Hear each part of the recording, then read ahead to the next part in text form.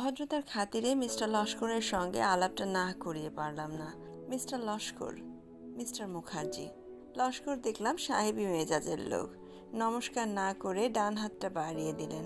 বাতিকবাবু মুখে কোনো রকম সৌজন্য প্রকাশ না করে হাতটা ধরে হ্যান্ডশেক করলেন। তারপর যেমন দাঁড়িয়েছিলেন তেমনি দাঁড়িয়ে রইলেন। আমার তো বটেই, মিস্টার লস্করেরও নিশ্চয়ই অপ্রস্তুত লাগছিল। প্রায় আধ মিনিট চুপ করে থাকার পর আর না পেরে লস্কর বললেন, ওয়েল, আমি তাহলে এগুই। আপনার কথা শুনছিলাম, লাকিলি আলাপ হয়ে গেল। চলে মিস্টার মুখার্জি। আমাকেও বাধ্য হয়ে কথাটা বলতে হলো। বাতিকবাবুকে এবার সত্যি পাগল বলে মনে হচ্ছিল। রাস্তার মাঝখানে কাঠের পুতুলের মতো দাঁড়িয়ে কি যে ভাবছেন তা উনিই জানেন। আমাদের দুজনের বিদায় নেওয়াটা উনি যেন গ্রাহ্যই করলেন না। লস্করকে না হয় পছন্দ না হতে পারে, আমার সঙ্গে তো আজ সকালেই দিব্যি ভালো ব্যবহার করলেন। ভদ্রলোককে ছাড়িয়ে এগিয়ে গিয়ে পেছন ফিরে দেখলাম তিনি এখনো ঠিক একইভাবে দাঁড়িয়ে আছেন।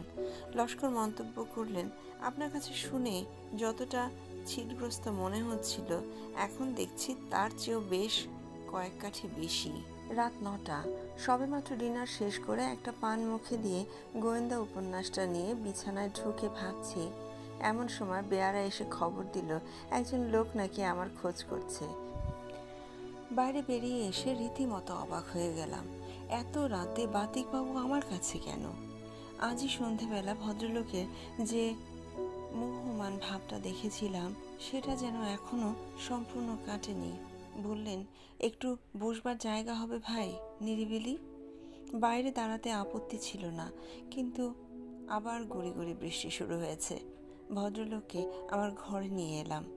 চেয়ারে বসে হাঁফ ছেড়ে বললেন, পালসটা একবার দেখো তো। তোমায় তুমি বলছি, কিছু মনে করো না। গায়ে হাত দিয়ে চমকে উঠলাম। রীতিমতো জ্বর। ব্যস্ত হয়ে বললাম, একটা অ্যানাসিন দেব? আমার সঙ্গে আছে। বাতিকবাবু হেসে বললেন, কোনো সিনেই কাজ হবে না, জ্বর থাকবে এই রাতটা, কাল রেমিশন হয়ে যাব। কিন্তু আসল ব্যাপারটা জ্বর নয়, তোমার কাছে চিকিৎসার জন্য আসিনি। আমার যেটা দরকার সেটা ওই আংটিটা। আংটি? কোন আংটি? আংটির কথা বলছেন?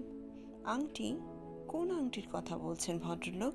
আমার হতভম্ব ভাব দেখে ভদ্রলোক যেন একটু অসহিষ্ণুভাবেই বললেন, ওই যে লস্কর না তস্কর, কি নাম বললেন? তার হাতের আংটিটা দেখনি? দস্তা আংটি, পাথর টাথর নেই, কিন্তু ওটি আমার চাই। এখন মনে পড়ল মিস্টার লস্করের ডান হাতে একটা রূপোর সিগনেট রিং লক্ষ্য করেছিলাম বটে। বাতিকবাবু বলে চললেন, হ্যান্ডশেকের সময় হাতের তেলুতে ঠেকে গেল আংটিটা। মনে হলো শরীরের ভেতর একটা এক্সপ্লোশন হয়ে গেল। তারপর যা হয় তাই। রাস্তার মাঝখানে হতভম্ব হয়ে দাঁড়িয়ে ঘটনাটা দেখতে আরম্ভ করেছিল। এমন সময় উল্টো দিক থেকে একটা জিপ এসে দিল সব মাটি করে। তার মানে ঘটনাটা আপনার দেখা হয়নি? যতদূর দেখেছি তাতে যথেষ্ট। খুনের ব্যাপার। আততায়ীর মুখ দেখিনি। আংটি সমেত হাতটা এগিয়ে যাচ্ছে একটা লোকের গলার দিকে।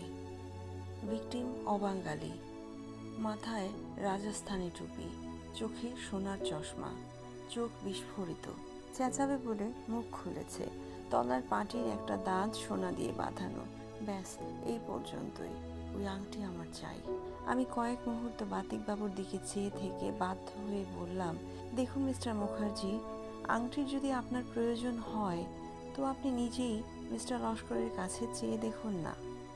আমার সঙ্গে তার আলাপ সামান্যই, আর যতদূর বুঝেছি তিনি আপনার হবির ব্যাপারটা তেমন সহানুভূতির দৃষ্টিতে দেখেন না। তাহলে আমি চেয়ে কি লাভ হবে সেটা বলুন? তার চেয়ে বরং... ভেরি সরি মিস্টার মুখার্জি, আমি ভদ্রলোককে বাধা দিয়ে স্পষ্ট কথাটা না বলে পারলাম না। আমি চাইলেও কোনো ফল হবে বলে মনে হয় না। এসব আংটি টাংটির প্রতি এক এক সময় মানুষের কীরকম মমতা থাকে সেটা তো আপনি জানেন। উনি যদি জিনিসটা ব্যবহার না করতেন তাহলে... তবু ভদ্রলোক আর বসলেন না। একটা দীর্ঘশ্বাস ছেড়ে চেয়ার ছেড়ে উঠে ওই টিপটিপ বৃষ্টির মধ্যেই অন্ধকারে বেরিয়ে পড়লেন। আমি মনে মনে বললাম, ভদ্রলোকের আবদারটা একটু বেয়ারা রকমের। রাস্তা থেকে জিনিস কুড়িয়ে নেওয়া একটা সামান্য ব্যাপার, কিন্তু লোকের ব্যক্তিগত ব্যবহারের জিনিস নিয়ে তার কালেকশন বাড়ানোর প্রয়াসটা অন্যায় প্রয়াস। এ ব্যাপারে কেউই তাকে সাহায্য করতো না, আমি বা করি কি করে? আর লস্কর এমনিতেই বেশ কাঠখোট্টা লোক, তার কাছে চেয়ে ওই আংটি পাবার আশা করাটাই ভুল।